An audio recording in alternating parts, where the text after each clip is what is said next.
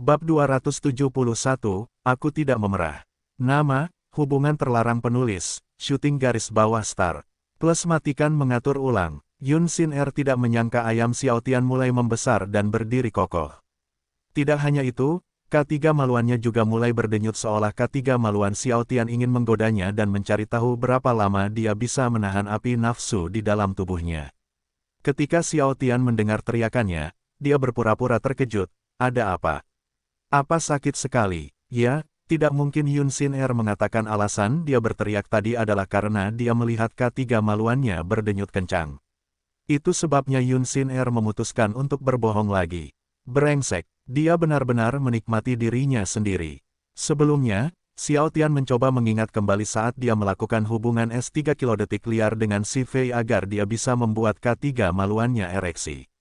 Setelah K3 maluannya perlahan ereksi, Xiaotian membuatnya berdenyut karena dia ingin tahu apa yang akan dia lakukan setelah melihatnya. Dia hanya tidak menyangka Yun Sin Er akan tetap diam sambil menikmati pemandangan K3 maluannya. Tapi ketika Xiaotian menyadari reaksinya, dia tiba-tiba menebak bahwa Yun Sin Er masih perawan. Itu sebabnya dia terus melihat K3 maluannya. Tidak mungkin wanita berpengalaman berperilaku seperti itu hanya karena melihat ayam yang berdenyut-denyut. Xiaotian tidak menyangka bahwa Yun Sin Er adalah seorang wanita mesum juga. Karena Yun Sin Er selalu merayu dan menggodanya, Xiaotian berpikir bahwa dia akan berperilaku berbeda. Dia tidak menyangka bahwa dia akan bertingkah seperti wanita perawan yang melihat ayam asli untuk pertama kalinya. Bagaimana mungkin dia tidak menyadari kalau jubah mandinya terbuka? Apakah dia sengaja menunjukkan kemaluannya? Apakah ini berarti dia telah menunjukkan K3 maluannya kepada Nona Lin juga? Namun saat kami berkencan dulu, dia mengatakan bahwa Nona Lin dan dia masih bukan sepasang kekasih, jadi hampir tidak mungkin baginya untuk menunjukkan K3 maluannya kepada Nona Lin. Tunggu, hubungan kami juga bukan sepasang kekasih, namun dia tetap memperlihatkan kemaluannya kepadaku. Apakah dia cabul? Pikiran yang tak terhitung jumlahnya melintas di benak Yun Sin Er. Dia ingin tahu apakah Xiaotian menyadari bahwa dia bisa melihat K3 maluannya atau tidak. Karena Xiaotian menganggap itu cukup untuk menggodanya, dia segera memperbaiki jubah mandinya dan berkata, aku tidak menyadari kalau jubah mandiku terbuka. Untuk menghindari tatapannya, Yun Sin Er segera menoleh ke sisi lain. Pada saat ini, dia berharap Xiaotian tidak menyadari bahwa dia melihat K3 maluannya sepanjang waktu sebelumnya. Lututku baik-baik saja, kamu bisa berhenti memijatnya sekarang. Baiklah, Xiaotian berhenti memijat lututnya. Yun Sin Er tidak tahu kenapa dia tiba-tiba merasa kecewa karena dia tidak bisa melihat K3 maluan Xiaotian lagi. Tapi tentu saja, dia tidak mengatakannya atau menunjukkannya di wajahnya karena dia yakin Xiaotian akan mengolok-oloknya jika dia melakukannya. Kemudian Xiaotian berbaring di sisi kiri Yun Sin Er sebelum meletakkan kepalanya di lengan kanannya. Sin Er, ada apa? Kenapa wajahmu memerah? Ketika Xiaotian melihat Yun Sin Er masih tersipu, dia memutuskan untuk menggodanya. Xiaotian penasaran dengan alasan apa yang akan dia gunakan kali ini. Aku tidak tersipu, aku hanya merasa panas, karena bayangan ayam Xiaotian masih ada di benaknya. Yun Sin Er tidak bisa berpikir jernih. Itu sebabnya dia tidak menyadari bahwa dia memberinya alasan yang aneh. Xiaotian memandangnya dan berkata, tetapi saat ini sedang hujan deras, dan suasananya menjadi dingin karenanya. Jadi, bagaimana kamu masih bisa merasa kepanasan?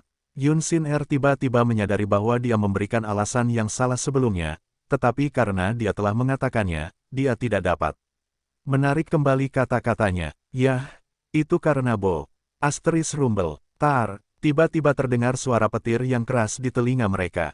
Mendengarnya, Yun Sin Er menghentikan perkataannya dan segera menyembunyikan wajahnya di dada Xiaotian. Xiaotian tidak menyangka Yun Sin Er takut dengan guntur. Karena dia tahu ini bukan waktu yang tepat untuk menggodanya lagi, Xiaotian memeluknya dan berkata dengan suara lembut, tidak apa-apa. Ini hanya guntur. Yun Sin Er menatap wajah Xiaotian dan berkata, tapi aku takut.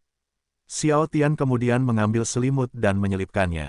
Lalu dia mengusap rambutnya dan berkata, jangan takut karena aku di sini. Tidak, Yun Sin Er tiba-tiba tidak merasa takut lagi. Kehangatan pelukannya, ditambah dengan usapan lembutnya, membuat Yun Sin Er merasa aman. Kemudian mereka berbincang dalam posisi yang sama selama 1,5 jam. Dan saat hujan reda, Xiao Tian segera kembali ke rumah. Sebelum pulang, Xiao Tian memberikan desain pakaiannya padanya.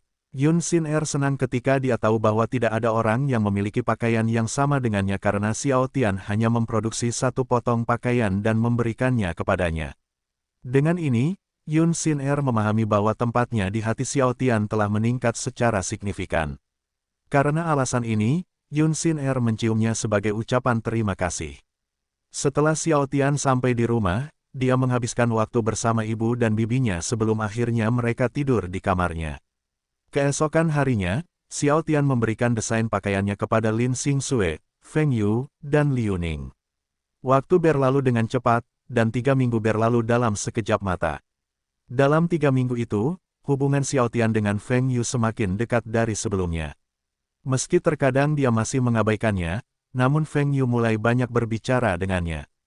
Hubungan Xiao Tian dengan Liu Ning juga semakin baik. Mereka berkencan beberapa kali dalam 3 minggu itu, dan sekarang dia tidak merasa sedih lagi. Ah, hidup yang luar biasa. Xiao Tian, yang sedang duduk di kursi kerja di kantornya, berkata dengan gembira. Kotoran, aku seperti orang gila yang bicara sendirian seperti itu. Xiao Tian berpikir dalam hati. Tiba-tiba ponselnya berdering, menandakan ada panggilan masuk. Liu Ning. Xiao Tian segera mengangkat telepon dan berkata, Nyonya Liu, pergi. Namun, sebelum Xiao Tian menyelesaikan kata-katanya, Liu Ning segera berkata, Xiao Tian, tolong aku. Feng Hao ada di rumahku sekarang. Dia ingin untuk melakukan sesuatu kepadaku. Apa? Xiao Tian berteriak kaget. Xiao Tian segera bangkit dari kursi dan berlari menuju mobilnya. Di mana kamu sekarang? Saya sedang di rumah. Liu Ning langsung menjawab, tolong cepat datang ke sini. Jangan takut, aku akan segera ke sana. Dari suaranya, Xiao Tian tahu bahwa Liu Ning sangat ketakutan.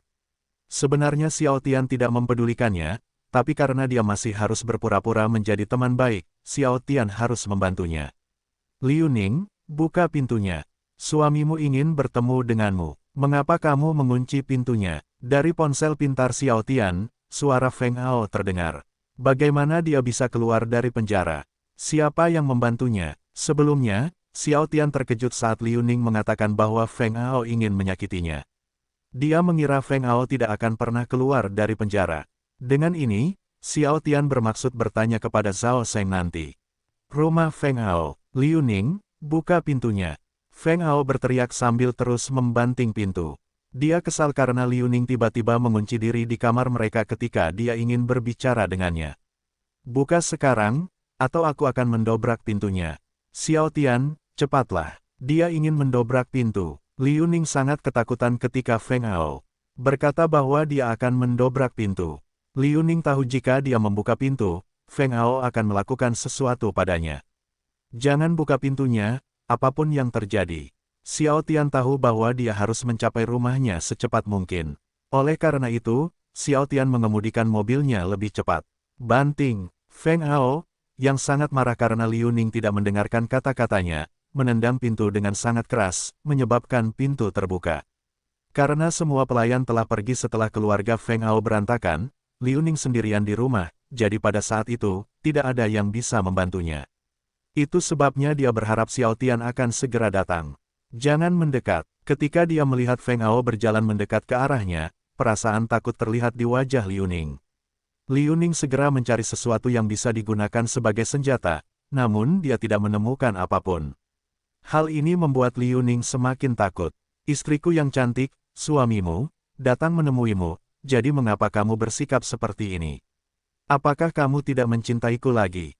Sebenarnya, setelah Feng Hao dibebaskan dari penjara, dia ingin segera membalas dendam pada Da Gui dan Xiao Tian. Namun dia berubah pikiran saat teringat bahwa Liu Ning berselingkuh dengan Xiao Tian. Feng Hao masih cemburu karena istrinya yang cantik telah tidur dengan pria lain padahal dia memberinya kehidupan mewah setiap hari. Tidak seorang pun diperbolehkan menyentuh tubuhnya karena dia miliknya sendiri.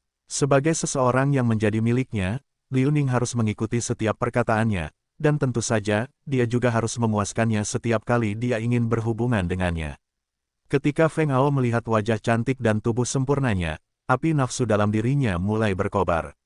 Matanya menyala-nyala karena nafsu, dan ekspresi wajahnya seperti orang mesum yang belum pernah melihat wanita sebelumnya. Istriku, aku kesepian di penjara. Kenapa kamu tidak pernah mengunjungiku di penjara?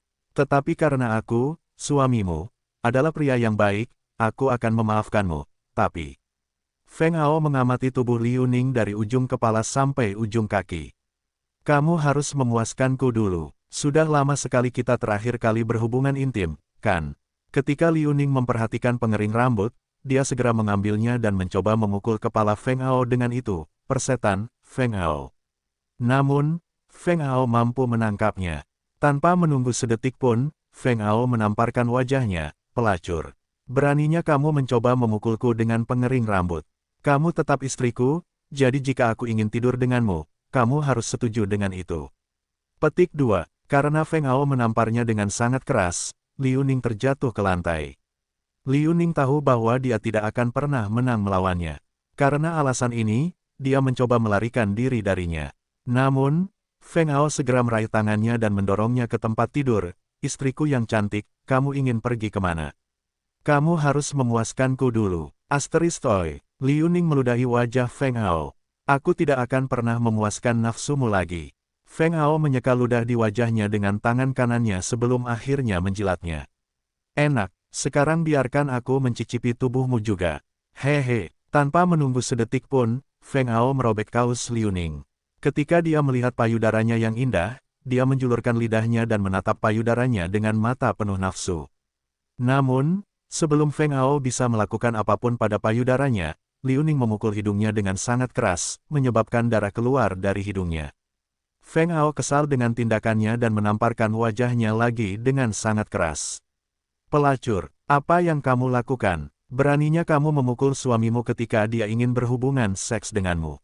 Liu Ning merasakan sakit yang luar biasa di wajahnya setelah ditampar oleh Feng Hao. Air mata jatuh di pipi lembutnya, dan bekas tamparan terlihat jelas di pipinya. Karena Liu Ning merasakan sangat sakit di wajahnya, dia kehilangan seluruh kekuatannya. Saat ini, dia hanya bisa berharap Xiao Tian akan segera membantunya dari Feng Hao. Ketika Feng Hao menyadari Liu Ning tidak melawan lagi, dia menepuk pipi kanannya dan berkata dengan gembira, "Bagus, bagus. Setiap pria mencintai istri yang penurut. Jika kamu tidak menolak sejak awal, hal seperti ini tidak akan terjadi pada kamu. Sekarang mari kita bersenang-senang." Saat ini, Feng Hao tidak peduli dengan perasaan Liu Ning. Yang dia ingin lakukan hanyalah tidur dengannya sebelum membalas dendam pada Xiao Tian dan Dagui. Keduanya telah menghancurkan kehidupan indahnya. Tak hanya itu, Xiao Tian bahkan meniduri istrinya yang cantik. Mengingat hal ini membuat Feng Hao semakin marah. Feng Hao bersumpah akan memberi mereka pelajaran yang tidak akan pernah mereka lupakan sampai mereka mati. Xiao Tian, tolong aku. Saat ini, dia berharap Xiao Tian belum terlambat untuk menyelamatkannya. Setelah Xiao Tian sampai di rumah Liu Ning, dia langsung berlari masuk ke rumahnya tanpa menutup pintu mobil karena dia tahu bahwa setiap detik itu penting. Saat melihat Feng Hao berusaha memperkosa Liu Ning, ia langsung menendang pinggang Feng Hao dengan sangat keras hingga menyebabkan Feng Hao terjatuh ke lantai. "Brengsek, siapa yang berani menendangku?" Feng Hao berteriak dengan marah.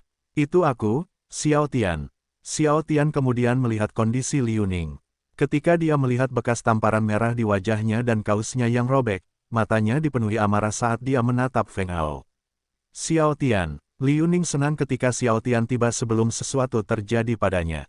"Jangan takut karena aku di sini. Tidak akan terjadi apa-apa padamu sekarang." Ekspresi Xiao Tian berubah lembut ketika dia berbicara dengan Liu Ning. Tidak, Liu Ning tidak tahu kenapa dia tiba-tiba merasa aman saat Xiao Tian ada di sisinya. Dia merasa semuanya akan baik-baik saja selama Xiao Tian ada di sampingnya. "Bagus, kamu sudah datang, Xiao Tian. Aku tidak perlu mencarimu lagi sekarang." Feng Hao bangkit dan menatap Xiao Tian dengan niat membunuh di matanya. "Sebelumnya aku ingin mencarimu setelah memuaskan diriku dulu. Aku tidak menyangka kamu akan muncul di hadapanku sekarang. Karena kamu berselingkuh dengan istriku, aku akan memberimu pelajaran sekarang."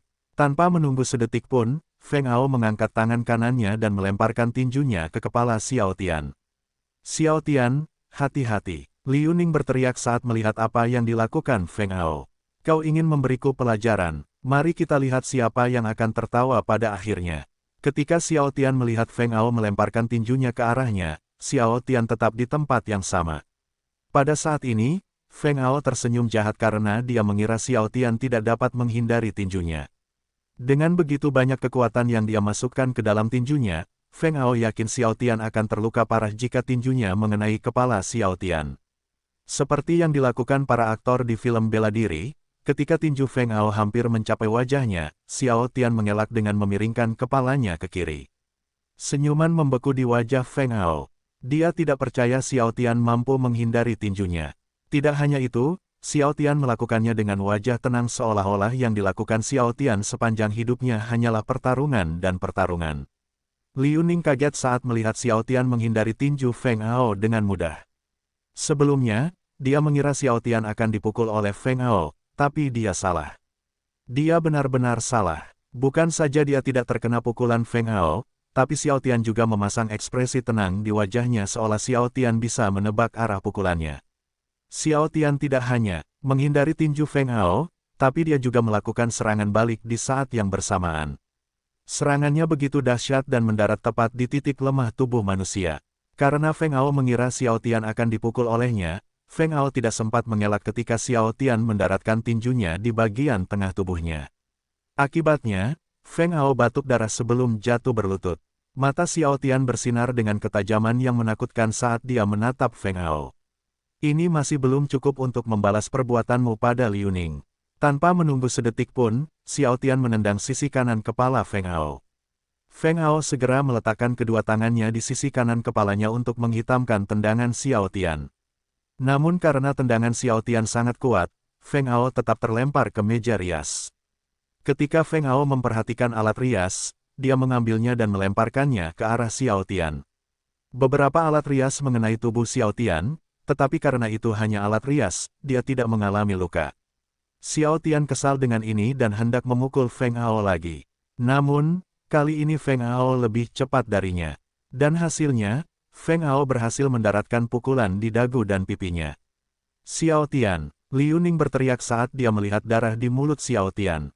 Bagus, bagus. Sudah lama sekali sejak seseorang bisa melukaiku dalam perkelahian. Ekspresi Xiao Tian berubah menjadi sangat menakutkan seolah-olah dia bukan lagi manusia, melainkan iblis. Darah Xiao Tian mendidih di dalam tubuhnya, dan tiba-tiba senyuman yang dapat menakuti siapapun muncul di wajahnya. Di kehidupan sebelumnya, Xiao Tian telah bertarung dengan ayahnya dan guru seni bela diri lebih dari 600 kali. Meski jarang memenangkan pertarungan, namun ia tidak pernah kalah saat bertarung dengan orang lain. Bahkan ahli bela dirinya mengatakan bahwa dia adalah seorang jenius dalam seni bela diri.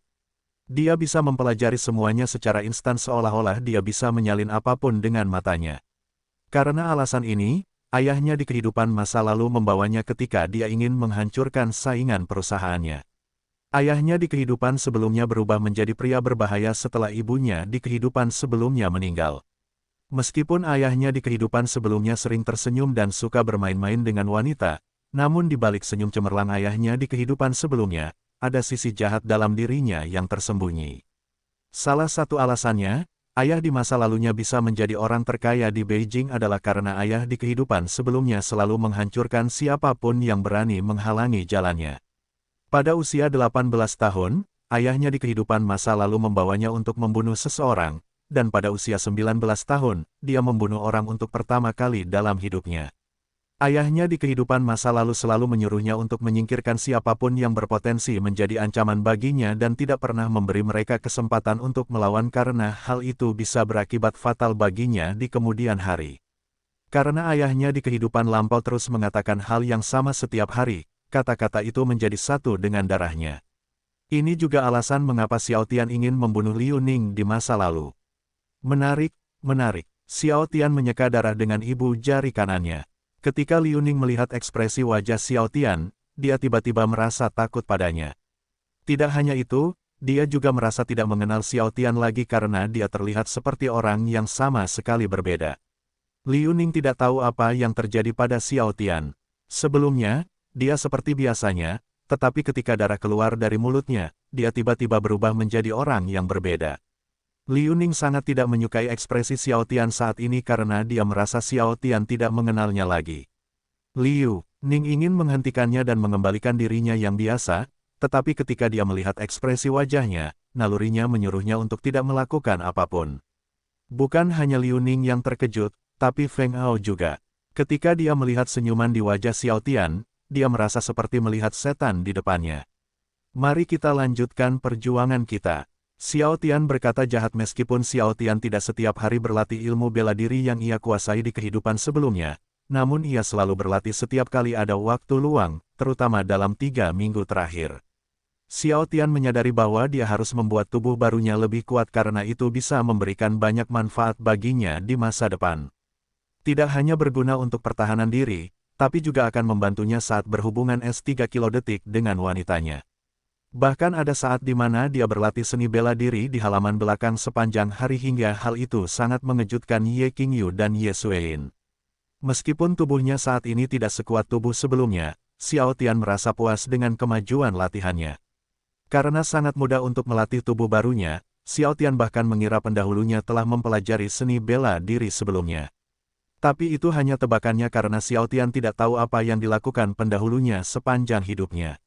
Hingga saat ini, Xiao Tian tidak tahu kenapa ia tidak bisa melihat semua kenangan pendahulunya, terutama kenangan pendahulunya saat ia masih kecil. Di kehidupan sebelumnya, Xiao Tian atau Huang Chen telah mempelajari beberapa seni bela diri, tetapi di kehidupannya saat ini, dia hanya berlatih 2 di antaranya, seni bela diri pedang bulan dan seni bela diri tangan naga. Kedua seni bela diri itu adalah yang terkuat di antara semua seni bela diri yang ia kuasai di kehidupan sebelumnya. Yang membuat mereka istimewa adalah bahwa seni bela diri tersebut memiliki jurus rahasia, yang bisa berakibat fatal bagi lawan jika terkena jurus rahasia tersebut. Apakah kamu ingin aku mengambil langkah pertama? Xiao Tian bertanya jahat, meski pikirannya terus menyuruhnya melarikan diri, namun Feng Hao tetap ingin melawan Xiao Tian. Saat masih menjadi mahasiswa, Feng Hao telah belajar seni bela diri selama 3 tahun, sehingga ia akan kehilangan muka jika memutuskan untuk lari dari pertarungan. Hal ini membuat Feng Hao semakin enggan lari karena dia yakin bisa mengalahkan Xiao Tian. Feng Hao terus berkata pada dirinya sendiri bahwa dia ceroboh sebelumnya. Seperti sebelumnya, Feng Hao kembali melayangkan tinjunya ke hidung Xiao Tian. Sebelum tinju Feng Hao mencapai hidungnya, Xiao Tian menangkisnya ke sisi kiri dengan tangan kanannya. Pada saat yang sama, Xiao Tian berputar dan melemparkan sikunya ke arah kepala Feng Hao. Setelah terkena serangan Xiao Tian, Feng Hao merasa sedikit pusing, namun dia masih bisa berdiri. Feng Hao kesal dengan hal ini dan mengangkat kaki kirinya untuk menendang Xiao Tian. Namun, Xiao Tian tidak memberi Feng Hao kesempatan untuk melakukan serangan balik. Xiao Tian segera melemparkan lutut kanannya ke bagian tengah tubuh Feng Hao. Saat Feng Hao mundur 2 langkah setelah dipukul oleh Xiao Tian melompat dan menyerang kepala Feng Hao dengan siku kanannya. Bang! Feng Hao berlutut. Saat ini, darah menetes dari mulut dan kepalanya. Feng Hao tidak menyangka bahwa dia tidak dapat menyerang Xiao Tian. Seolah Xiao Tian ingin menghabisi Feng Hao dengan cepat, dia melemparkan tendangannya ke sisi kanan kepala Feng Hao. Bang! Feng Hao jatuh ke lantai. Kemudian Xiao Tian menginjak wajah Feng Hao dan berkata dengan dingin, hanya ini yang bisa kamu lakukan. Kupikir kamu lebih kuat dari ini. Membosankan. Xiao Tian, karena Xiao Tian masih memasang ekspresi menakutkan di wajahnya, Liu Ning takut untuk mendekatinya. Nyonya Liu, sekarang sudah berakhir. Ketika Xiao Tian memandang Liu Ning, ekspresi menakutkan di wajahnya menghilang tanpa jejak. Ini membuat Liu Ning tercengang. Sebelumnya, Xiao Tian seperti iblis yang ingin melahap segalanya, tapi sekarang, ekspresinya lembut seolah dia adalah orang paling baik di dunia. Tak hanya itu, senyuman cerah di wajahnya yang muncul entah dari mana, tampak seperti senyuman milik seorang pria yang belum pernah melakukan perbuatan buruk seumur hidupnya. Jika Liu Ning tidak melihatnya dengan matanya sendiri, dia tidak akan pernah percaya bahwa Xiao Tian memiliki sisi menakutkan yang tersembunyi di dalam dirinya. Liu Ning hampir tidak percaya bahwa ekspresi Xiao Tian bisa berubah dari menakutkan menjadi lembut dalam hitungan detik. Xiao Tian berjalan menuju Liu Ning, dan ketika dia berada di depannya, dia berkata dengan suara lembut, kamu harus mengganti pakaianmu dulu. Jangan khawatir tentang dia karena semuanya baik-baik saja sekarang. Liu Ning tiba-tiba menyadari bahwa selama ini payudaranya terlihat. Dia segera menutupinya dengan tangannya dan menganggukkan kepalanya. Baiklah, sekarang waktunya membuat. Xiao Tian menghentikan kata-katanya ketika dia menyadari bahwa Feng Hao tidak lagi berada di kamar Liu Ning. Brengsek, seharusnya aku mematahkan kakinya sebelumnya. Xiao Tian mengutuk dengan kejam di dalam hatinya ketika dia tahu bahwa Feng Hao telah melarikan diri. Bagaimana mungkin aku tidak tahu kalau dia melarikan diri? Apakah instingku melemah karena aku tidak berlatih bela diri setiap hari? Xiao Tian kesal dengan hal ini karena dia tahu Feng Hao akan menjadi ancaman di masa depan. Dia berhasil melarikan diri. Aku harus menemukannya. Xiao Tian mengira Feng Hao masih berada di dekat mereka, jadi dia ingin menemukan Feng Hao dan menghabisinya. Xiao Tian, jangan tinggalkan aku sendiri. Liu Ning takut Feng Hao akan kembali ketika dia sendirian. Itulah mengapa dia segera menghentikan Xiao Tian ketika dia tahu bahwa Xiao Tian ingin mencari Feng Hao. Pada saat ini, Xiao Tian ragu apakah dia harus mengejar Feng Hao atau tidak. Apa yang harus saya lakukan? Saya khawatir Feng Hao akan menyakiti orang-orang yang penting bagi saya jika saya tidak menghabisinya sekarang. Namun, saya tidak bisa meninggalkan Liu Ning sendirian dengan kondisi seperti itu. Saat melihat ekspresi wajah Liu Ning, Xiao Tian memutuskan untuk tidak mengejar Feng Hao karena dia tahu Liu Ning takut sendirian. Baiklah, ketika Xiao Tian melihat Liu Ning masih duduk di tempat tidur, dia menghela nafas. Ada apa? Bukankah kamu bilang akan mengganti pakaianmu? Itu adalah, karena Xiao Tian masih di depannya, Liu Ning terlalu malu untuk mengganti pakaiannya. Bisakah kamu menunggu di luar? Ah, jadi begitu. Xiao Tian baru menyadari bahwa Liu Ning tidak akan mengganti pakaiannya jika dia tetap berada di kamarnya. Baiklah, karena Xiao Tian tidak ingin terjadi apa-apa padanya lagi, dia berdiri di depan kamarnya. Tidak lama setelah itu, Liu Ning keluar dari kamarnya. Dia kemudian berjalan menuju Xiao Tian dan berkata, "Xiao Tian, terima kasih." Tidak, karena Xiao Tian mengira rumahnya bukan lagi tempat yang aman baginya, dia memutuskan untuk membawanya ke tempat yang aman. Setelah berpikir beberapa detik, akhirnya dia menemukan tempat yang tepat untuknya. Tempat ini sudah tidak aman lagi. Ayo carikan tempat tinggalmu sementara.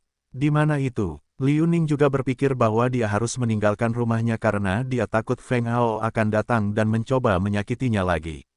Aku punya tempat dalam pikiranku. Ayo pergi. Xiao Tian meraih tangannya dan berjalan menuju mobilnya. Tidak, meskipun Liu Ning tidak tahu kemana dia akan membawanya, dia tidak mengatakan sepatah kata pun dan hanya mengikutinya. Setelah beberapa menit berkendara, akhirnya mereka sampai di tempat tujuan. Batang bunga merah. Liu Ning terkejut saat Xiao Tian membawanya ke Red Flower Bar. Sebelumnya, dia mengira Xiao Tian akan membawanya ke hotel atau semacamnya, tapi dia salah. Liu Ning tidak menyangka Xiao Tian akan membawanya ke bar terkenal di Shanghai. Xiao Tian tahu bahwa Liu Ning penasaran mengapa dia membawanya ke Red Flower Bar, jadi dia mulai menjelaskannya. Aku kenal pemilik Red Flower Bar. Kamu akan aman di Red Flower Bar karena banyak pengawal di sini. Setelah mereka memasuki bar dan bertanya kepada Guang Song, di mana Lan Ruoxi berada, Guang Song membimbing mereka ke kamarnya. Tok, tok, tok. Setelah mengetuk pintu, Guang Song berkata, "Adik perempuanku, Tuan Muda Xiao sedang mencarimu." Tak lama kemudian, pintu dibuka oleh seseorang. Segera, seorang wanita dewasa cantik dengan senyuman di wajahnya dapat terlihat. "Tuan Muda Xiao, masuklah." Setelah mereka memasuki ruang tamu, mereka langsung duduk di sofa. Lan Ruoxi terkejut saat melihat Xiao Tian bersama Liu Ning.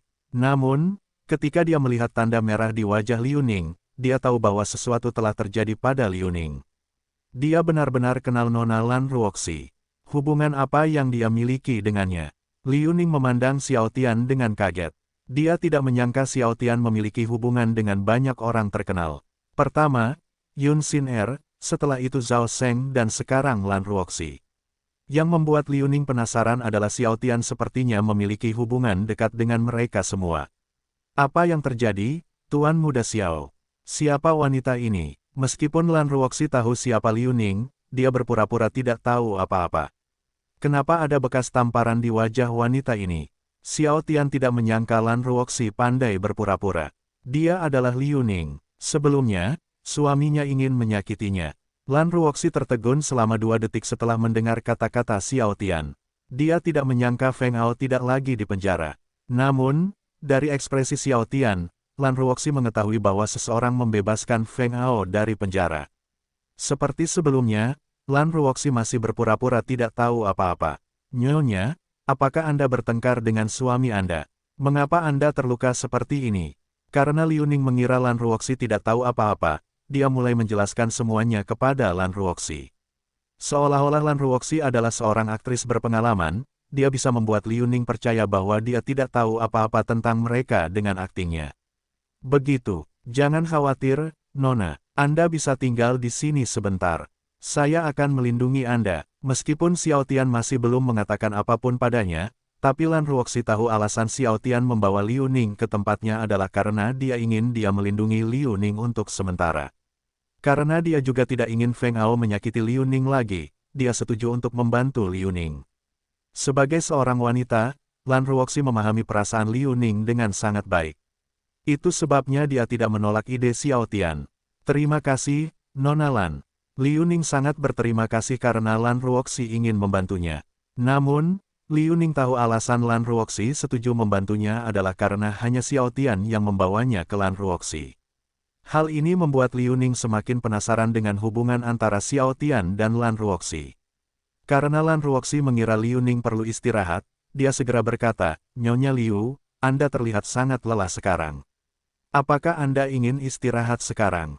Ini dapat membantu Anda menenangkan pikiran. Saya punya beberapa kamar cadangan di sini." Liu Ning tidak langsung menjawab dan hanya menatap Xiao Tian. Ketika dia melihat Xiao Tian menganggukkan kepalanya, Liu Ning menyetujui saran Lan Ruoxi. Baiklah, sebenarnya, Liu Ning juga ingin beristirahat untuk menyegarkan pikirannya dari apa yang terjadi padanya hari ini. Tepuk tangan. Tidak lama setelah Lan Ruoxi bertepuk tangan 2 kali, seorang wanita dewasa berjalan ke arah mereka, bawa Nyonya Liu ke kamarnya dan kirim 2 orang untuk menjaga kamar. Dimengerti, Nyonya, jawab wanita dewasa itu sambil membungkuk sedikit ke arah Lan Ruoxi.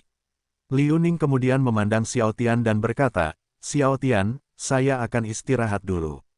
Tidak, Xiao Tian menganggukkan kepalanya sambil tersenyum. Setelah Liu Ning meninggalkan ruangan, Lan Ruoxi duduk di pangkuan Xiao Tian dan berbisik, "Tuan Muda Xiao, bukankah ini lucu? Sebelumnya, Anda ingin membunuhnya, tetapi sekarang Anda membantunya. Saya hampir tertawa saat melihat Anda bersama Liu Ning tadi. Aku masih harus berpura-pura menjadi temannya, karena Lan Ruoxi sudah mengetahui segalanya, Xiao Tian tidak perlu berbohong padanya. Kenapa kamu masih harus berpura-pura menjadi temannya? Jika kamu tidak menyukainya, kamu bisa menyuruhnya untuk tidak bertemu atau meneleponmu lagi, kan? Aku heran kenapa kamu masih belum melakukan itu. Kamu tidak ikut mencintainya, kan?" Setelah mereka menghancurkan keluarga Feng Hao, Lan Ruoxi mengira Xiao Tian akan berhenti menjalin hubungan dengan Liu Ning karena tidak ada gunanya melakukan itu lagi. Inilah alasan mengapa dia terkejut saat melihat Xiao Tian bersama Liu Ning tadi. "Nona Lan, mari kita kesampingkan topik ini untuk saat ini. Saya ingin Anda membantu saya menemukan Feng Hao secepat mungkin. Saya tidak ingin dia menyakiti orang yang penting bagi saya, karena Feng Hao masih belum diketahui keberadaannya. Xiao Tian ingin segera mencari Feng Hao karena dia takut Feng Hao akan menyakiti orang-orang yang penting baginya. Aku bisa membantumu menemukannya, tapi apa yang akan kamu berikan sebagai balasannya?" Sebenarnya, Lan Ruoxi tidak menginginkan apapun dari Xiao Tian. Dia hanya ingin tahu apa yang akan dikatakan Xiao Tian setelah mendengar kata-katanya. "Apa yang kamu inginkan?" Xiao Tian tahu bahwa dia tidak bisa meminta bantuan tanpa memberikan imbalan apapun. Namun, karena dia mengira dia memiliki segalanya, Xiao Tian menanyakan apa yang dia inginkan. Lan Ruoxi menyentuh dagunya dan pura-pura memikirkannya. "Aku akan memberitahumu di masa depan." "Baiklah, kamu bisa memberitahuku jika kamu membutuhkan sesuatu di masa depan." Karena Lan Ruoxi berkata bahwa dia akan memberitahunya di masa depan, Xiao Tian tidak bertanya lagi karena yang penting baginya adalah dia setuju untuk membantunya. Tepuk, tepuk, seperti sebelumnya. Setelah Lan Ruoxi bertepuk tangan 2 kali, seorang wanita dewasa memasuki ruangan dan berjalan ke arah mereka. Wanita dewasa itu terkejut saat melihat Lan Ruoxi duduk di pangkuan Xiao Tian karena hal seperti ini belum pernah terjadi sebelumnya. Wanita dewasa itu kemudian mencuri pandang ke arah Xiao Tian, dia ingin tahu apa yang membuatnya spesial untuk Lan Ruoxi karena Lan Ruoxi tidak pernah memperlakukan orang lain seperti dia memperlakukan Xiao Tian. Tentu saja, dia tidak menunjukkannya di wajahnya karena akan berbahaya jika Lan Ruoxi marah setelah melihat ekspresinya. Nona, apakah Anda memerlukan sesuatu? Tanpa memandang wanita dewasa itu, Lan Ruoxi berkata, kirim orang untuk menemukan Feng Hao, dan beritahu saya jika Anda mengetahui keberadaannya. Mengerti, Nona? Wanita dewasa itu membungkuk sedikit sebelum keluar dari kamar. Ketika Lan Ruoxi melihat Xiao Tian memegang ponsel cerdasnya, dia langsung bertanya, apakah Anda ingin menelepon Tuan Muda Sao? Ya, Xiao Tian menganggukkan kepalanya. Saya ingin tahu bagaimana Feng Hao keluar dari penjara. Lan Ruoxi menyambar ponsel pintar Xiao Tian dan memandangnya. Kamu tidak perlu meneleponnya. Aku akan membantumu mencari tahu tentang hal itu. Xiao Tian tidak segera menjawabnya dan hanya menatap matanya. Sebenarnya Xiao Tian penasaran kenapa dia selalu membantunya dan bersikap seolah ingin merayunya setiap kali mereka bertemu. Lan Ruoxi bahkan tidak mempedulikan pendapat bawahannya saat mereka melihatnya duduk di pangkuannya. Meskipun Zhao Sheng memintanya untuk membantunya, namun Xiao Tian menganggap Lan Ruoxi memperlakukannya terlalu baik hingga membuatnya penasaran.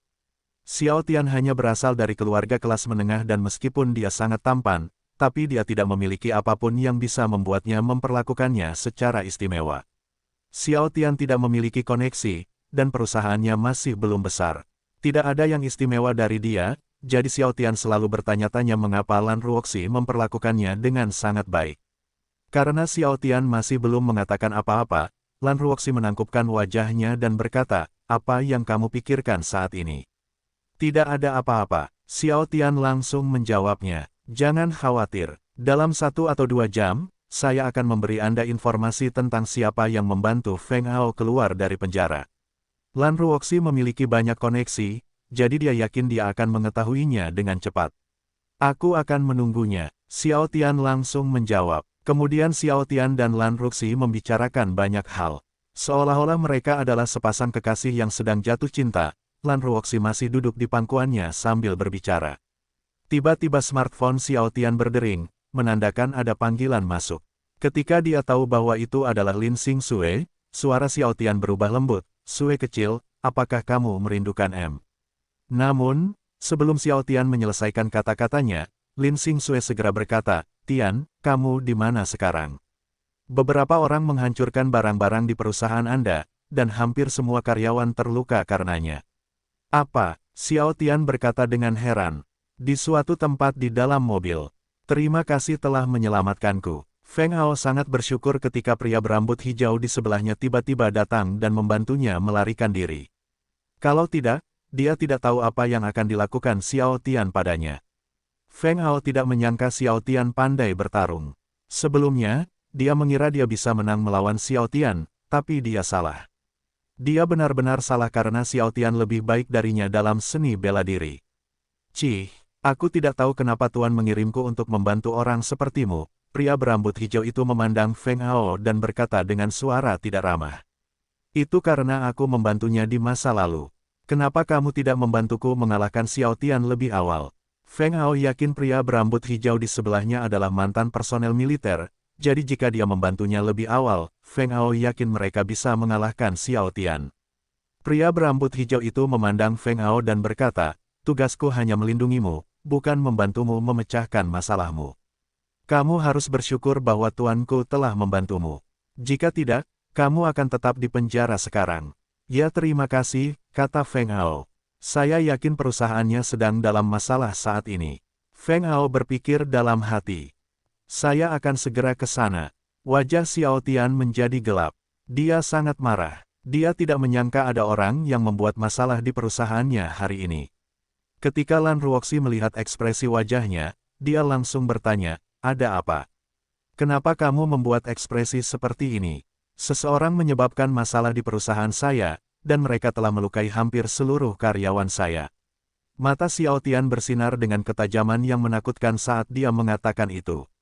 Nyonya Lan, saya harus kembali ke perusahaan. Lan Ruoxi bangkit dari pangkuannya dan berkata, aku akan ikut denganmu. Xiao Tian, memandang Lan Ruoxi selama 3 detik sebelum akhirnya menganggukkan kepalanya, baiklah. Kemudian mereka melakukan perjalanan menuju perusahaan Xiao Tian. Setelah mereka tiba di perusahaannya, Xiao Tian melihat hampir semuanya karyawan terluka. Hal ini membuat Xiao Tian mengertakkan gigi. Xiao Tian segera mencari Lin Xingxue dan Si Fei karena ingin mengetahui kondisi mereka. Karena hampir seluruh karyawannya terluka, Xiao Tian takut terjadi sesuatu pada mereka juga. Dengan wajah khawatir, Xiao Tian mulai mencari Lin Xingxue dan Si Fei. Ketika dia menemukan Lin Xingxue, dia berlari ke arahnya dan bertanya, "Sue kecil, kamu baik-baik saja?" Lin Xingxue terkejut ketika Xiao Tian tiba-tiba muncul di sisi kanannya. "Aku baik-baik saja karena aku pergi ke toko Stars tadi." Karena Xiao Tian tidak melihat Si Fei, dia langsung bertanya, "Di mana Si Fei?" "Dia sedang dalam perjalanan ke perusahaan."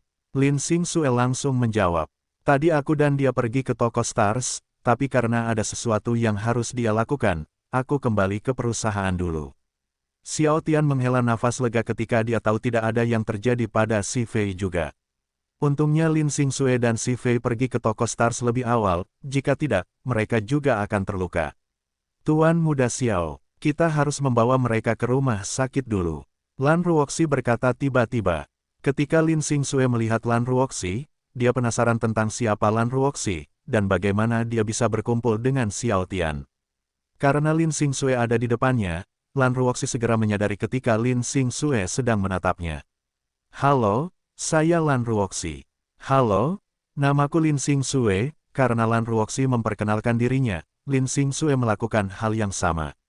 Dari caranya, Xiao Tian peduli pada Lin Xingxue, atau cara dia memanggilnya, Lan Ruoxi tahu bahwa Lin Xingxue adalah salah satu wanita Xiao Tian.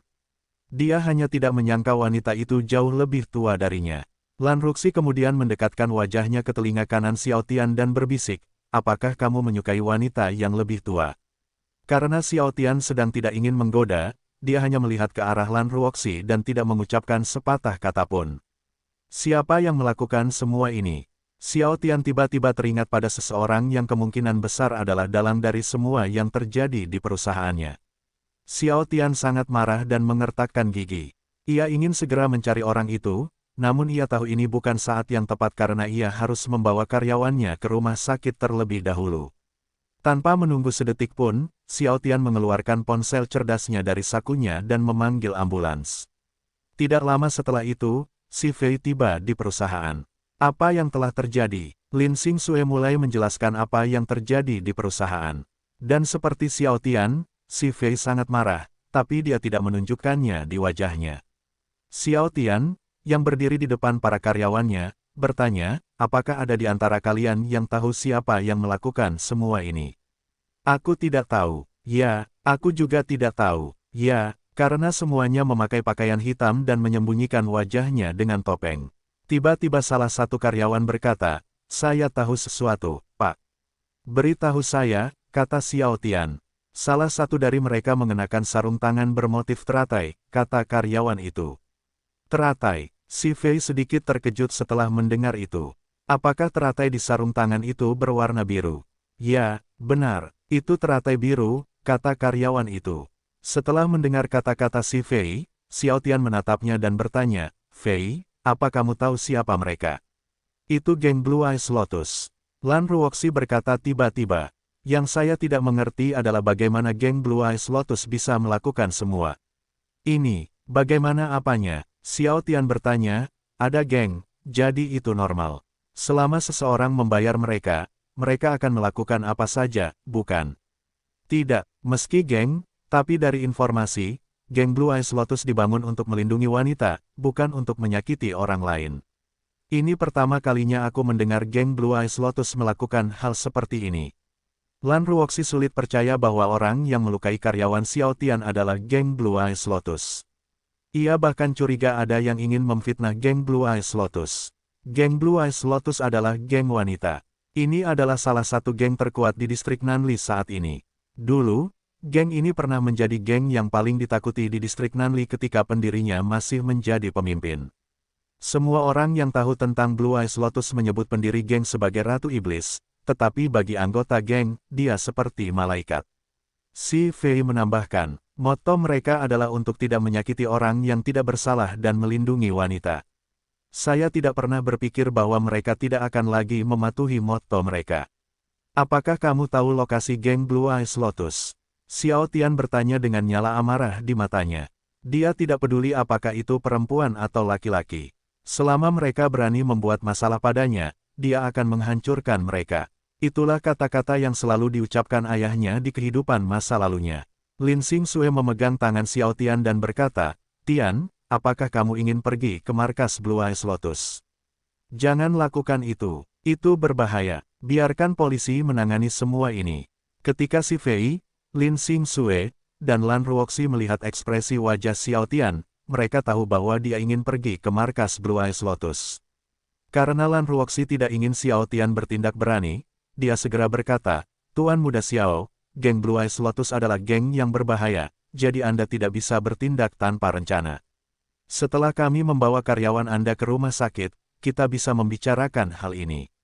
"Benar, adikku." Si Fei juga setuju dengan saran Lan Ruoxi. Dia tidak ingin terjadi sesuatu pada Xiao Tian. Itu sebabnya dia mencoba menghentikan Xiao Tian juga. Meskipun Xiao Tian sangat marah dan ingin segera menghancurkan geng Blue Eyes Lotus, tapi dia tahu hal terpenting apa yang harus dilakukan saat itu. Dan tidak hanya itu, dia juga sendirian, jadi mustahil baginya untuk menghancurkan geng Blue Eyes Lotus sendirian. Oleh karena itu, dia bermaksud meminta bantuan Lan Ruoxi dan Zhao Seng nanti. "Inilah kekuranganku saat ini. Saya tidak punya bawahan. Inilah sebabnya saya harus membuat perusahaan saya lebih besar secepat mungkin." Xiao Tian berpikir dalam hati. Saat ini, Xiao Tian menyadari bahwa dia tidak berdaya. Baiklah, tidak lama setelah itu, beberapa mobil ambulans tiba di perusahaan Xiao Tian. Namun, bukan hanya mobil ambulans yang datang ke perusahaannya, namun 4 mobil polisi pun ikut datang. Jing Jing, bersama beberapa polisi lainnya, keluar dari mobil dan berjalan menuju Xiao Tian dan yang lainnya. "Selamat siang, Tuan. Kami mendapat informasi bahwa ada beberapa orang yang menyebabkan masalah di perusahaan Anda dan juga melukai karyawan Anda. Kami datang ke sini untuk mengumpulkan informasi mengenai hal itu. Mohon kerjasamanya dengan kami agar kami dapat membantu Anda menyelesaikan masalah tersebut." Ketika Xiao Tian melihat beberapa polisi di perusahaannya, dia tidak senang karena dengan ini masalahnya akan menjadi lebih besar dan media akan mengetahui apa yang terjadi di perusahaannya. Meski merupakan hal yang baik karena polisi akan membantunya mengatasi masalah tersebut, namun hal tersebut bisa berdampak buruk bagi perusahaannya, terutama bagi orang-orang yang memesan desain pakaian di perusahaannya. Namun, Xiao Tian tidak dapat berbuat apa-apa dan hanya bisa bekerja sama dengan mereka. Dengan bantuan Lin Xingxue dan karyawannya, Xiao Tian mampu menjawab semua pertanyaan polisi. Setelah polisi melakukan penyelidikan, Xiao Tian dan yang lainnya pergi ke rumah sakit. Ketika Zhao Seng mendengar berita tentang perusahaan Xiao Tian, dia segera pergi ke rumah sakit.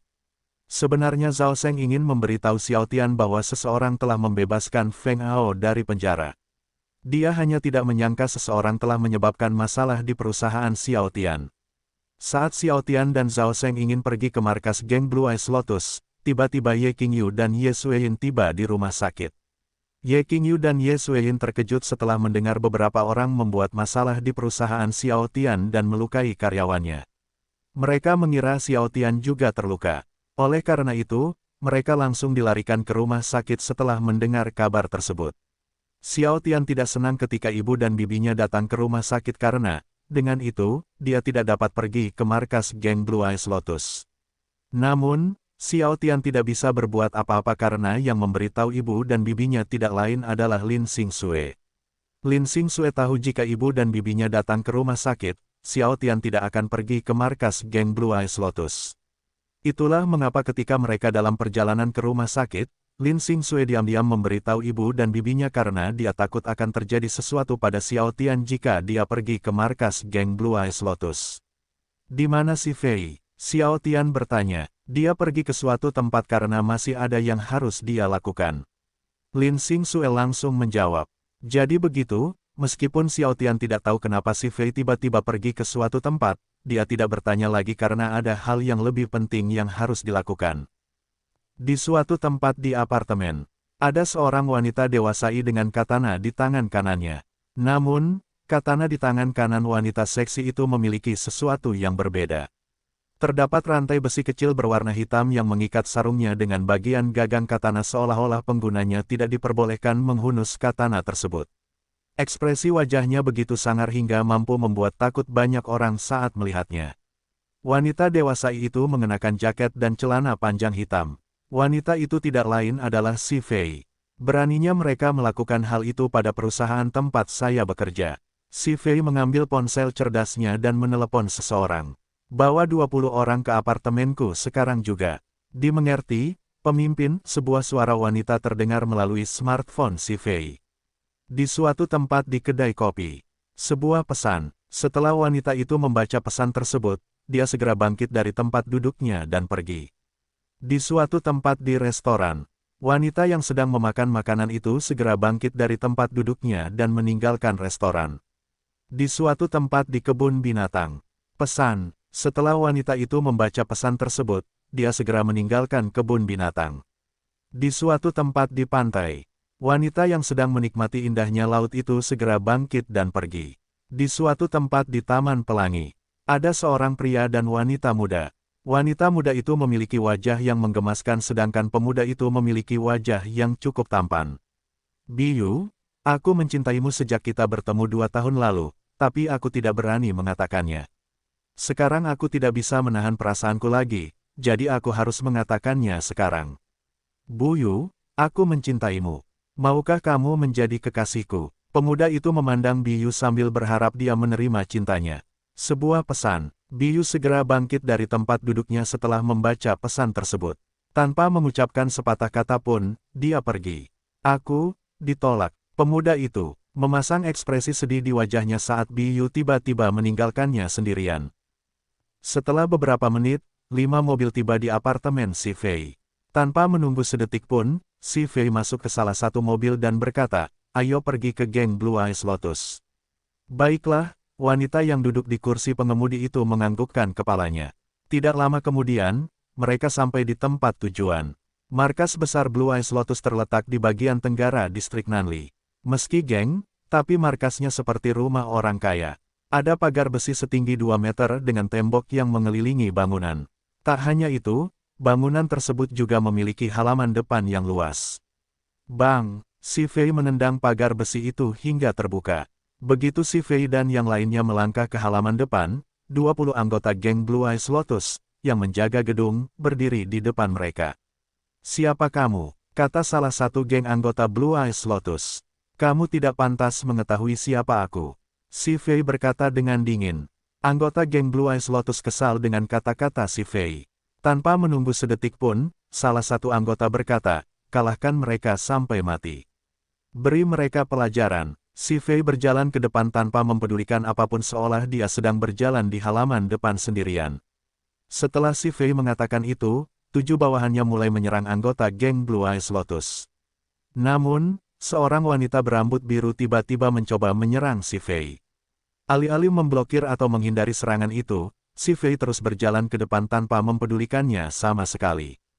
Sebelum seorang wanita berambut biru bisa mendaratkan pukulan ke tubuh Si Fei, salah satu bawahan Si Fei memblokirnya dan segera melakukan serangan balik. Setelah memukul wanita berambut biru itu, bawahan Si Fei segera berjalan ke sisi kanannya lagi. Wanita berambut biru terjatuh ke tanah setelah dipukul oleh bawahan Si Fei. "Beraninya semut sepertimu mencoba menyerang pemimpin kami." Salah satu bawahan Si Fei memandang wanita berambut biru dengan dingin sebelum akhirnya, dia menendang kepala wanita berambut biru. Bang! Wanita berambut biru itu langsung pingsan. Ketika Si Fei dan 13 bawahannya berada di depan pintu, dia segera menendang pintu. Bang! Tendangan Si Fei membuat pintu terbuka. "Siapa yang berani membuat masalah di geng Blue Eyes Lotus?" Salah satu anggota berteriak keras. "Itu aku," Si Fei berkata dengan dingin. Si Fei dan bawahannya memasuki gedung. Ruangan itu besar sekali, dengan banyak sofa merah yang disusun saling berhadapan. Namun, ada satu sofa yang memiliki warna berbeda. Sofa itu berwarna biru dan terletak di tengah-tengah ruangan. Di sofa biru, seorang wanita sedang duduk di atasnya dengan seorang wanita berdiri di kedua sisinya. Di dalam gedung, ada sekitar 30 anggota geng Blue Eyes Lotus.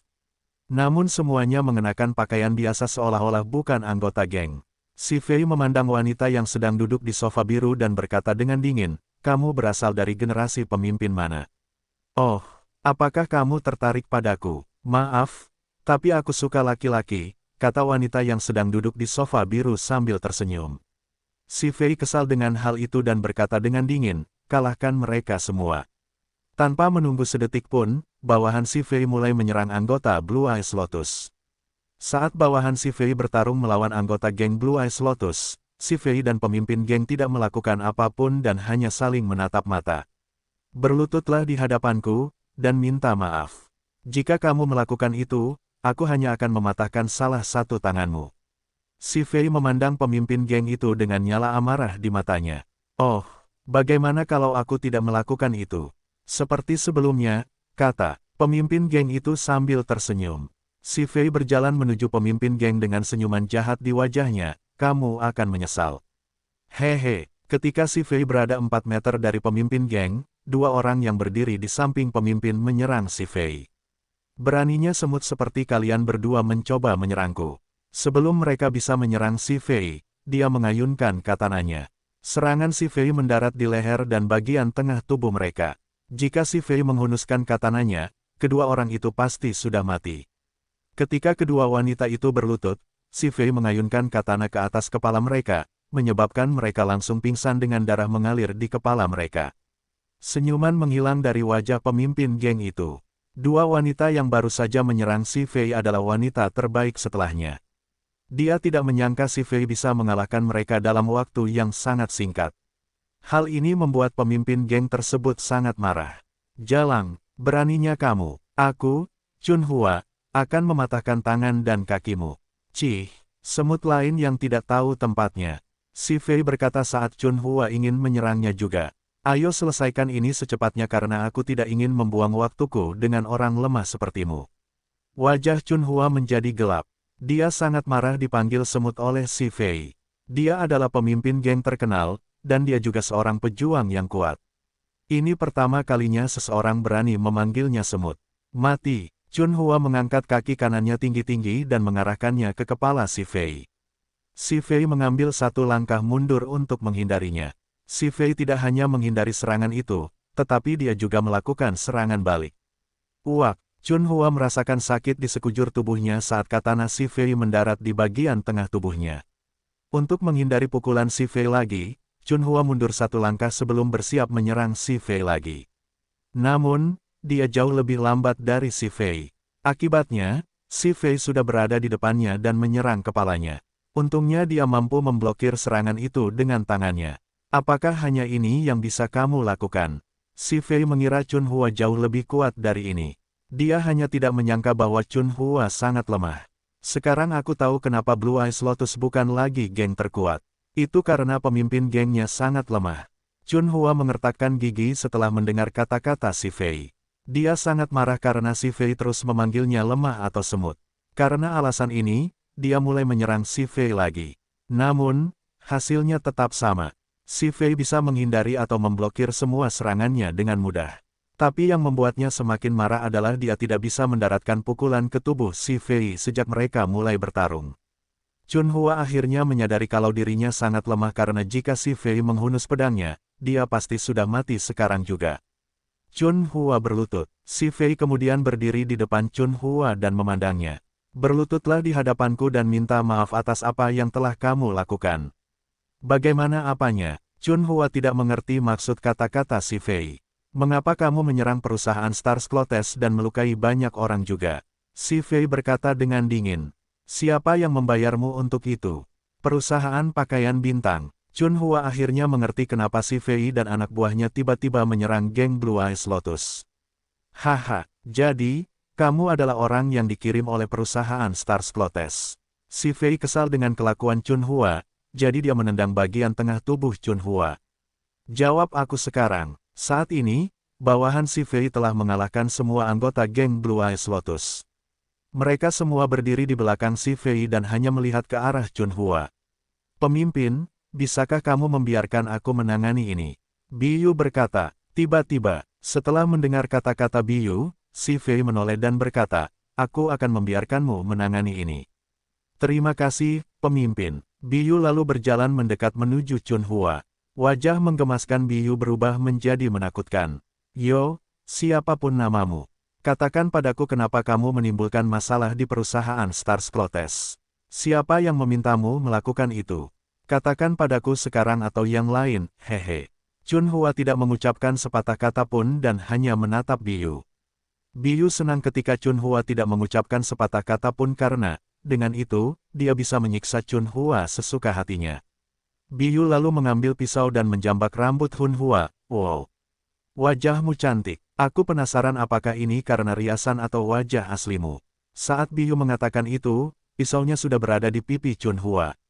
Asteristoy. Bukannya merasa takut, Chun Hua malah meludahi wajah menggemaskan Biyu. Wow, dia berani meludahi wajah Biyu.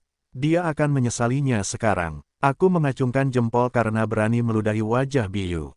Dia tidak tahu apa yang telah dia lakukan. Saya ingin tahu berapa lama dia akan bertahan. Mungkin, 2 menit, 1 menit. Anak buah si Fei mulai berbicara dan bertaruh ketika mereka tahu apa yang telah dilakukan Chun Hua terhadap Biyu. Oh, apa kamu baru saja meludahi wajahku? Sepertinya aku perlu membimbingmu ke jalan yang benar. Setelah mengatakan itu, Biyu menekan pisau yang ada di pipi kanan Chun Hua hingga menyebabkan darah muncul dan menetes ke pipinya. Ah, Chun Hua tidak menyangka Biyu akan melakukan hal seperti itu. Meskipun dia adalah pemimpin geng, tapi dia tetaplah seorang wanita. Dan yang penting bagi wanita adalah wajah mereka, jadi saat Biyu melukai wajahnya, dia berteriak keras. Diam, Biyu memukul wajah Chun Hua. Kalau kamu tidak segera memberitahuku, aku juga akan mengiris pipimu yang lain. Oh, mungkin bibirmu juga. Hehe, mendengar kata-kata Biyu, Chun Hua menggigil. Karena Biyu berani melukai pipi kanannya, dia yakin jika dia tidak mengucapkan sepatah kata pun lagi, Biyu akan melakukan apa yang baru saja dia katakan. Kami tidak tahu karena mereka memakai masker saat datang menemui kami. Tidak berguna, Biyu mengangkat pisaunya dan hendak menusukkannya ke tangan kanan Chun Hua, tapi si Fei tiba-tiba menghentikannya. Berhenti. Si Fei berteriak, "Cih, kamu beruntung kali ini." Setelah mengatakan itu, Biyu memukul kepala Chun Hua hingga membuatnya terjatuh ke tanah. Bawa semua anggota geng Blue Eyes Lotus ke sini. Si Fei berbicara dan berhenti sejenak sebelum melanjutkan, untuk anggota yang pingsan, bangunkan mereka. Dimengerti, pemimpin. Anak buah si Fei berkata serempak sebelum mereka pergi dan membawa semua anggota geng Blue Eyes Lotus ke depan si Fei. Ketika semua anggota geng Blue Eyes Lotus berada di depannya, si Fei berteriak, "Apakah kamu tahu siapa saya?" Semua anggota geng Blue Eyes Lotus tidak mengatakan sepatah kata pun dan hanya saling memandang karena tidak ada satupun dari mereka yang tahu siapa si Fei. Karena mereka tidak berkata apa-apa, si Fei berteriak lagi. "Jawab aku." Karena anggota geng Blue Eyes Lotus takut dipukuli lagi jika tidak ada yang diam, salah satu dari mereka berkata, "Kami tidak tahu." Si Fei mengira tidak ada satupun dari mereka yang mengenalnya karena sudah lama sekali dia tidak pensiun dari geng. Ingat ini, aku si Fei, pendiri geng ini. Semua anggota geng Blue Eyes Lotus tercengang. Mereka merasa sulit mempercayai apa yang mereka dengar. Tak satupun dari mereka tahu tentang pendirinya karena dia sudah pensiun dari geng 9 tahun lalu. Mereka hanya mengetahui bahwa pendiri geng tersebut adalah seorang wanita yang sangat kuat karena ketika pendirinya menjadi pemimpin geng tersebut. Geng Blue Eyes Lotus adalah geng terkuat di distrik Nanli. Namun sejak pendirinya keluar dari geng Blue Eyes Lotus perlahan menjadi semakin lemah. Sekarang hampir semua keluarga kelas atas bisa memesannya. Saya membangun geng ini untuk melindungi wanita, bukan untuk menyakiti orang yang tidak bersalah. Si Fei berteriak dengan marah. Mengapa kalian semua tidak menaati moto kami? Semua anggota geng Blue Eyes Lotus mengetahui tentang moto tersebut, namun sejak sang pendiri meninggalkan geng tersebut, generasi berikutnya dari geng tersebut perlahan mulai mengabaikannya.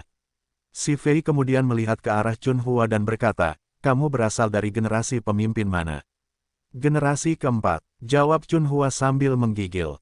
Tekanan saat dia melihat ke arah si Fei terlalu besar hingga membuatnya takut untuk menatap mata si Fei. "Kenapa kamu mengabaikan peraturan yang aku buat?" Si Fei bertanya dengan dingin. "Pendiri, sejak kamu keluar dari geng kita menjadi semakin lemah. Sekarang, hampir semua keluarga kelas atas bisa menyuruh kita berkeliling." Chun Hua memberi si Fei jawaban yang jujur. Awalnya, saya tidak mau menerima perintah mereka.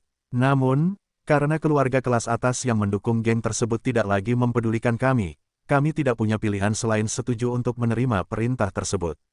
Mereka datang kepada kami dengan beberapa orang, dan masing-masing dilengkapi dengan senjata dan kostum militer. Dengan itu, kita tahu bahwa mereka berasal dari keluarga kelas atas karena tidak mungkin keluarga kelas menengah memiliki pengawal seperti itu. Jadi, mereka nggak mau tangannya kotor ya. Si Fei berpikir dalam hati. Saat ini, si Fei tidak tahu haruskah dia menyalahkan mereka atau tidak. Dia tahu bahwa mereka tidak berdaya sekarang, tetapi menyakiti orang yang tidak bersalah bukanlah motto mereka.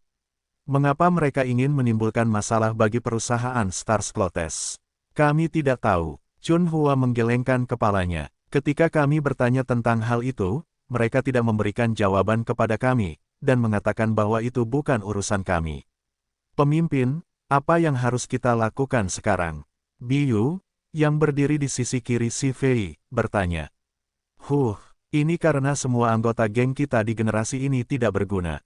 Fuji, yang berdiri di sisi kanan si Fei, berkata tiba-tiba. Benar, semuanya tidak berguna. Bagaimana mereka bisa menerima perintah dari orang tak dikenal? Biyu menyetujui perkataan Fuji.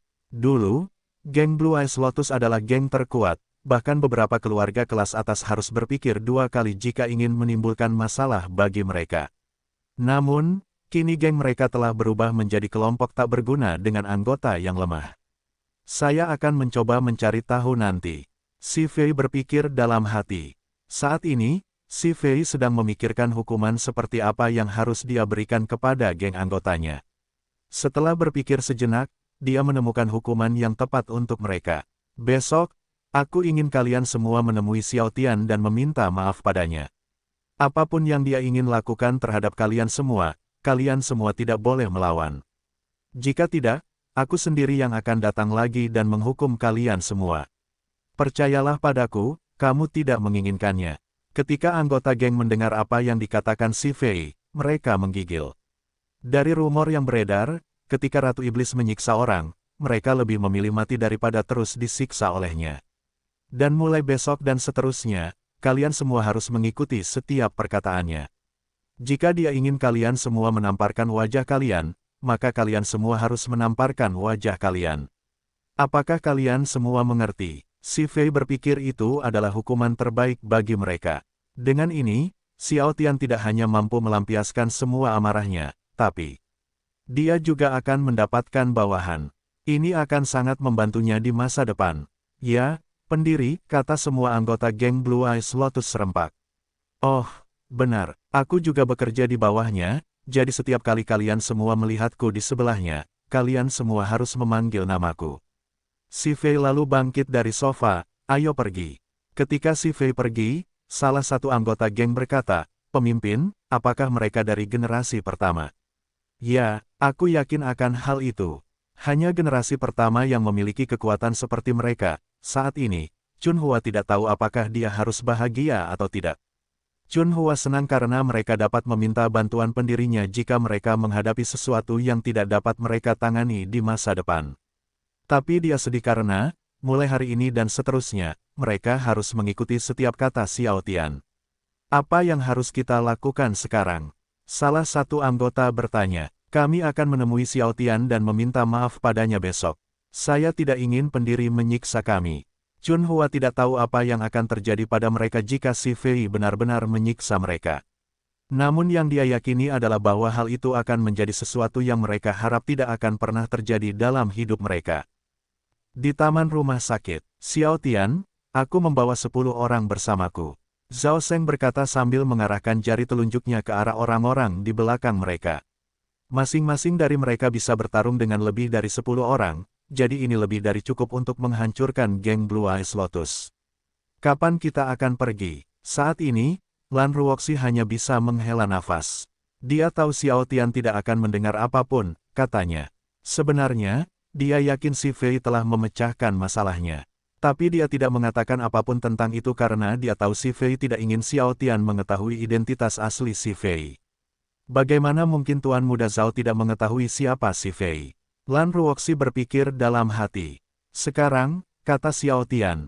Baiklah, Ayo bergerak sekarang, jawab Zhao Seng. Oh iya, ambil ini. Pedang kayu ini spesial, terbuat dari pohon khusus, jadi pedang kayu ini sulit dipatahkan. Pernahkah kamu belajar ilmu bela diri pedang sebelumnya? Zhao Seng memberikan pedang kayu itu kepada Xiao Tian. Sebelum Zhao Seng kembali ke rumah untuk membawa orang-orangnya, Xiao Tian memintanya untuk membawa pedang kayu. Awalnya dia terkejut, tapi tiba-tiba dia mengira Xiao Tian telah belajar seni bela diri pedang. Xiao Tian mengambil pedang kayu itu dan mengayunkannya beberapa kali. Berat, panjang, dan ukurannya sempurna untuknya. Xiao Tian merasa puas dengan pedang kayu itu. Ya, ayo pergi sekarang. Baiklah, Zhao Seng menjawab dengan senyuman di wajahnya. Sebenarnya dia sangat ingin melawan geng Blue Eyes Lotus karena ingin tahu seberapa kuat geng tersebut. Ketika Xiao Tian sedang berjalan, dia tiba-tiba menghentikan langkahnya dan berbalik. Nyonya Lan, Anda tidak perlu mengikuti kami. Anda bisa pulang sekarang. Apa ini? Apa kamu mengkhawatirkanku? Sekadar informasi, aku ahli dalam ilmu bela diri lo. Kemudian Lan Ruoxi memandang Zhao Seng. Benar kan, Tuan Muda Zhao? Sudut bibir Zhao Seng bergerak-gerak saat mendengar kata-katanya. Zhao Seng tahu mengapa Lan Ruoxi memandangnya sambil mengatakan itu. Itu karena dia mengalahkannya di masa lalu. Namun, Zhao Seng yakin jika mereka bertarung lagi, dia akan memenangkan pertarungan melawannya. Bukan itu. Aku tidak ingin kamu terlibat dalam masalah ini. Sebelumnya, Xiao Tian lupa bahwa Lan Ruoxi adalah ahli seni bela diri. Itu sebabnya dia menyuruhnya kembali ke rumah. Yah, aku penasaran dengan geng Blue Eyes Lotus. Jadi, aku akan pergi bersamamu. Tentu saja, Lan Ruoxi berbohong kepada Xiao Tian karena dia tahu semua tentang geng Blue Eyes Lotus. Itu karena dia ingin tahu apa yang akan dilakukan Xiao Tian setelah mereka tiba di markas geng Blue Eyes Lotus. Lan Ruoxi percaya bahwa mereka tidak perlu melawan mereka karena dia menduga si Fei telah menangani mereka sekarang. Baiklah, karena Lan Ruoxi adalah ahli seni bela diri, Xiao Tian membiarkan dia melakukan apapun yang dia inginkan. Kemudian mereka pergi ke markas geng Blue Eyes Lotus.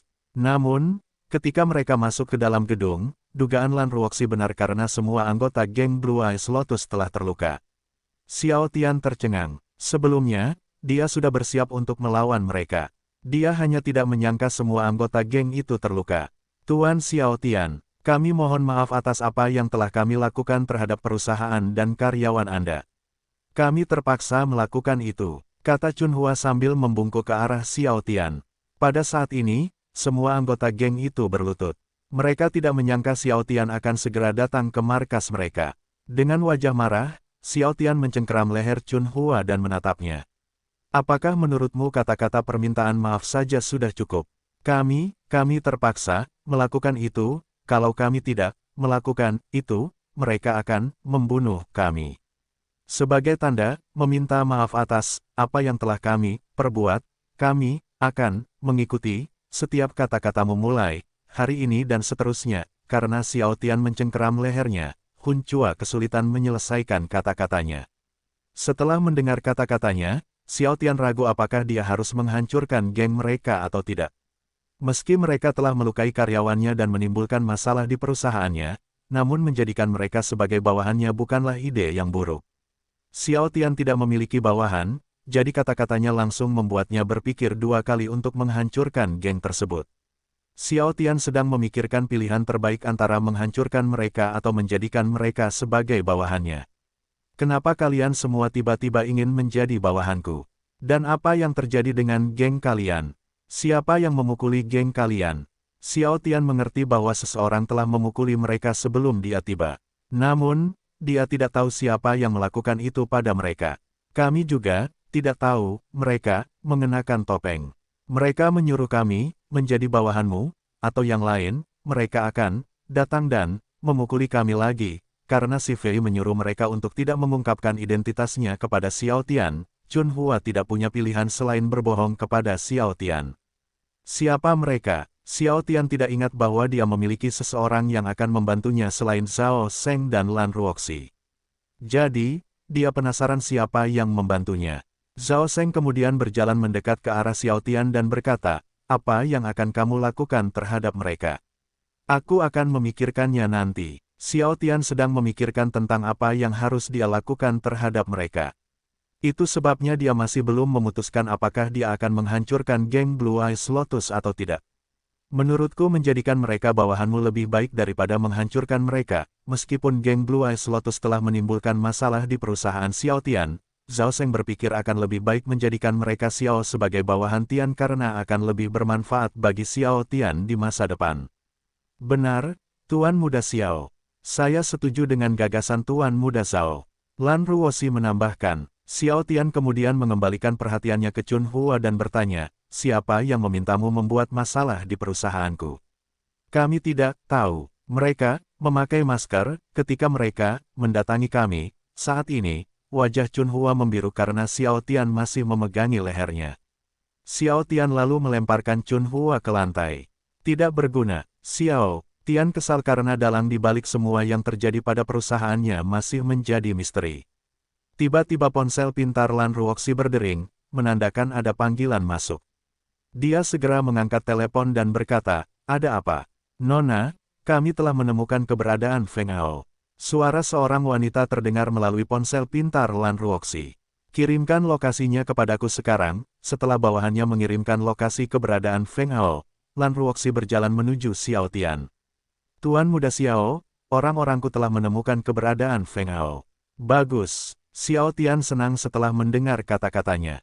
Ayo pergi sekarang. Bagaimana dengan mereka? Zhao Sheng bertanya. Xiao Tian memandang anggota teratai Blue Eyes dan berkata, datanglah ke perusahaan saya besok pagi. Setelah itu, mereka pergi.